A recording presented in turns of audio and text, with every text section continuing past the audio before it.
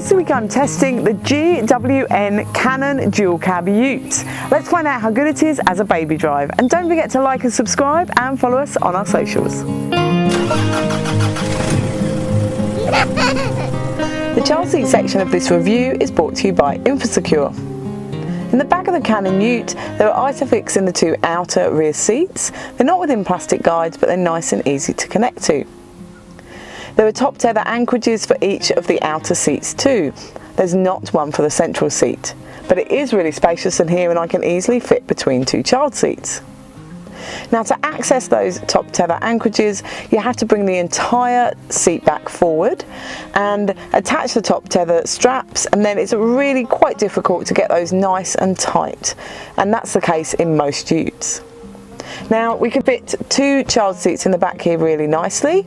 I've got the Infosecure Attain More and the Infosecure Roma 2 forward facing.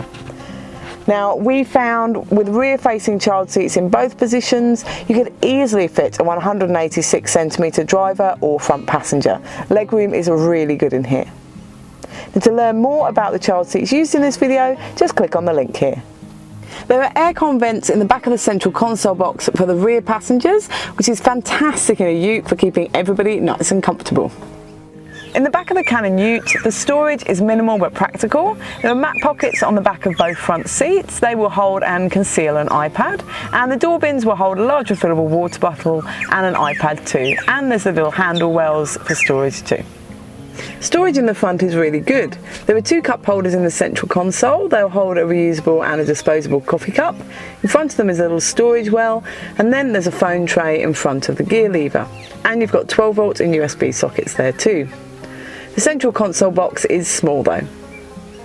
Now, the glove box is a good size. That will hold my iPad and wallet with the manual. The door bins are a great size. They will hold large refillable water bottles and an iPad in there too.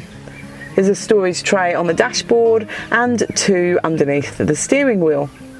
There's also a glasses case in the ceiling above the driver. Now, I think you're going to be able to fit any size pram or stroller in the tray of this Cannon Ute. But for fun, let's find out how much it will fit. 29 bags will fit in the tray, or a twin stroller and 20 bags, a tandem stroller and 20 bags, a single stroller and 20 bags, or a compact stroller and 23 bags, or a super large dog.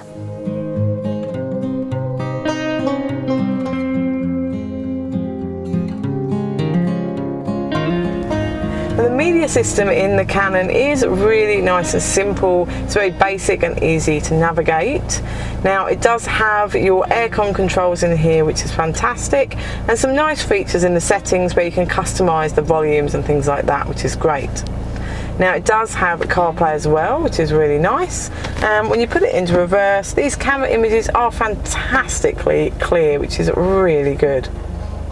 And you can turn it on and off with a button down in the central console. Now, when it comes to driving the Cannon, it does have a full safety suite, including blind spot monitoring and adaptive cruise control, which is fantastic for families.